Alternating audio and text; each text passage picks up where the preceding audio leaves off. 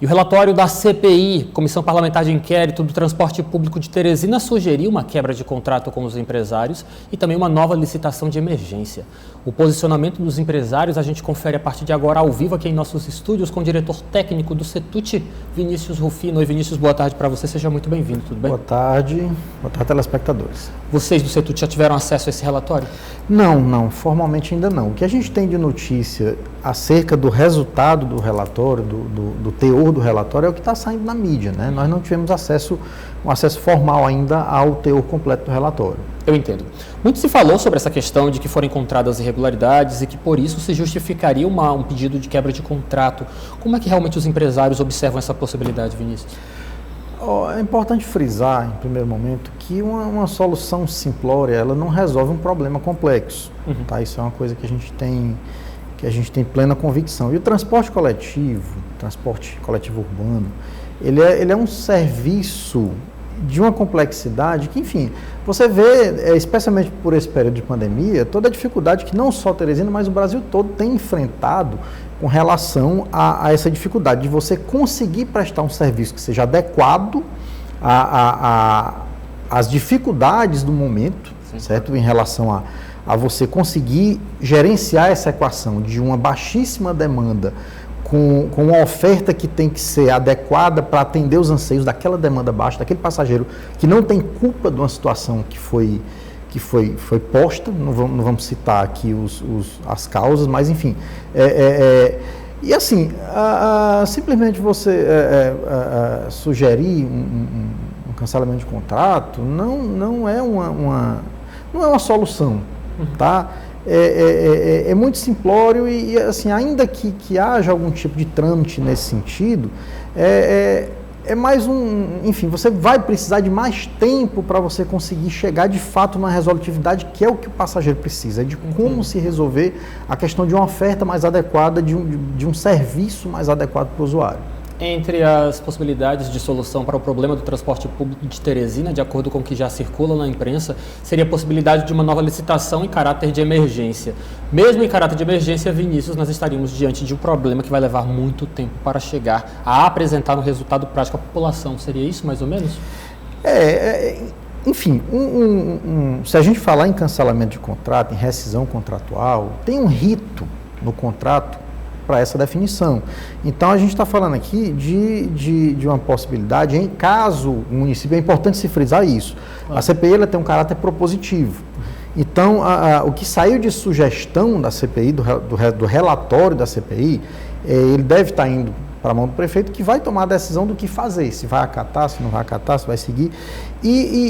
Em acatando uma rescisão contratual, um cancelamento do contrato vigente, que é um contrato legal, que é um contrato que foi amplamente fiscalizado ao longo desses anos em que ele está vigente, de 2015 para cá,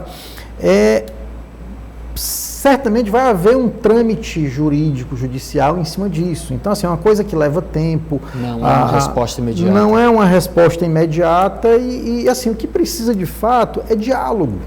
É uma coisa que a gente vem frisando ao longo desse período, especialmente do início do ano para cá. O que a gente precisa é dialogar mais para chegar numa resolução prática, para chegar numa solução que seja adequada para o usuário, né? Que é aquela pessoa que está lá na ponta, que tem a necessidade do transporte coletivo, que tem a necessidade de um transporte assíduo e pontual e que, de fato, está com essa dificuldade. Então, de posse desse relatório, os empresários não descartam a possibilidade de um encontro com a Prefeitura Municipal de Teresina na tentativa de debater uma saída viável que não seja essa quebra de contrato. Eu diria que o encontro com a Prefeitura ele é fundamental, independente de qualquer coisa. Né? Independente de qualquer coisa, o que nós precisamos é dialogar. Né? O que nós precisamos é chegar num consenso. Né? É importante frisar que uma coisa que nós defendemos sempre, não dessa gestão, não da gestão anterior, mas desde que o transporte existe nesse formato de transporte coletivo urbano, é que a solução do transporte é um trabalho feito a quatro mãos. Não adianta o ente privado caminhar para um lado, o ente público caminhar para o outro lado. Precisamos andar de mãos dadas, pensando numa solução em conjunto. Né? E, naturalmente, não há nenhuma solução que não passe hoje por uma necessidade de um aporte financeiro. Né? Seria uma das soluções que na verdade não chama mais nem de solução, seria a continuidade de uma coisa que já está certa, né? Porque contratualmente você tem a necessidade de um subsídio, de um auxílio para dar a cobertura do custo e para poder se ofertar um serviço que o passageiro precisa.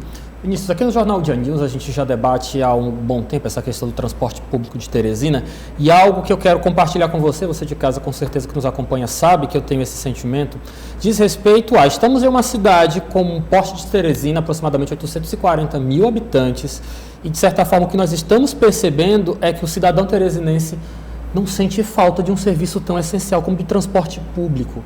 Retomar esse serviço vai ser algo muito difícil, porque o teresinense começa a encontrar, de certa forma, saídas para vivenciar nesse contexto que não se tem transporte público. Como é que vocês, empresários, convivem com essa realidade, visto que o teresinense foi obrigado a tomar outras medidas para continuar se deslocando em uma cidade tão grande como a nossa capital? Como é que vocês se sentem com relação a isso? Pronto, imagine o seguinte, vou dar um dado técnico aqui.